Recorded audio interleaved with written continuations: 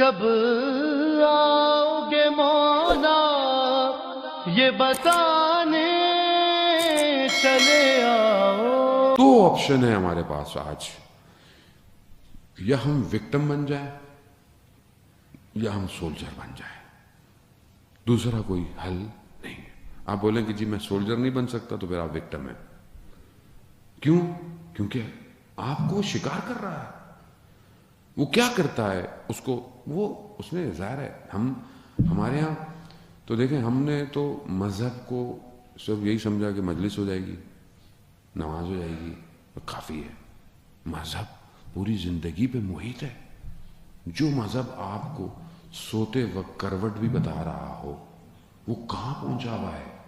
جو مذہب آپ کو لین دین بتا رہا ہو، جو مذہب آپ کو سفر کے طریقے بتا رہا ہو، جو مذہب آپ کو ہر چیز اتنی جو آپ کی زندگی میں ہے، کھانے سے لے کر اٹھنے سے کوئی جگہ مذہب نہیں چھوڑا، تو ہم نے مذہب کو کیوں صرف ان چند جگہوں پر کنفائڈ کر دیا؟ ہمارے پاس اس کے علاوہ مذہب کی گفتگویں کیوں نہیں ہے؟ مذہب شہر کیسا چاہتا ہے؟ مذہب ریلیشن شپ کیسا چاہتا ہے؟ رسالہ حقوق کہاں ہے ہماری زندگی میں جو ہمارے چوتھے امام نے ہمیں دیا؟ ہمارے گھروں میں تو اس کو سونے سے نہیں تو کم از کم ہمارے گھروں میں لکھا ہونا چاہیے تھا کہ باپ کے حقوق کیا ہیں، ماں کا حقوق کیا ہے، میاں بیوی کے حقوق کیا ہیں. جب آپ اس کو بار بار اس بل بورڈ کو دیکھیں گے گھر کے اندر تو آپ اپنے گھر میں صحیح رہیں گے. اسلام آپ کو جب اتنی فلورش دیتا ہے، قرآن جب آپ کو حدیث اور سنت اتنا کہہ رہی ہے بیٹھو کیسے، اٹھو کیسے، معاملے کیسے کرو، باتیں کیسے کرو، تمہارا اخلاق سوسائٹی میں کیسا ہونا چاہیے. کہ بہرحال ابھی جو ہے وہ ہمارے دوست نے ذکر کیا استاد، اخلاقوں کے استاد کا، کہ ہم دنیا میں دنیاوی علوم تو حاصل کر لیتے ہیں لیکن اپنی روح کے استاد کو نہیں ڈھونڈتے. اور آیت اللہ ملا احمد ناراکی، جو ملا مہدی ناراکی کے والد تھے، جنہوں نے کتاب معراج السعادہ جو ہم پڑھتے بھی ہیں، اخلاق کی کتاب ہے، اصل میں یہ کتاب ہے خلاصہ اس کتاب کا جو جامع السعادہ تھی.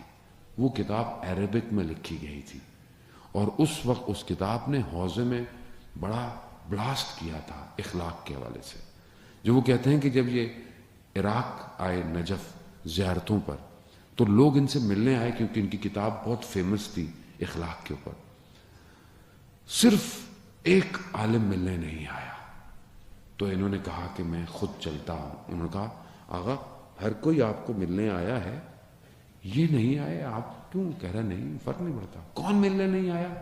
سید مہدی بحر العلوم، کہ جو خود جو ہے وہ بحر تھا علوم کا، نہیں آیا. یہ خود ملنے گئے، وہ درس دے رہے تھے، یہ بیٹھے، درس ختم ہوا، انہوں نے بھی توجہ نہیں دی، یہ بھی چلے گئے. کچھ دن گزرے، انہوں نے کہا کہ میں دوبارہ چلتا ہوں.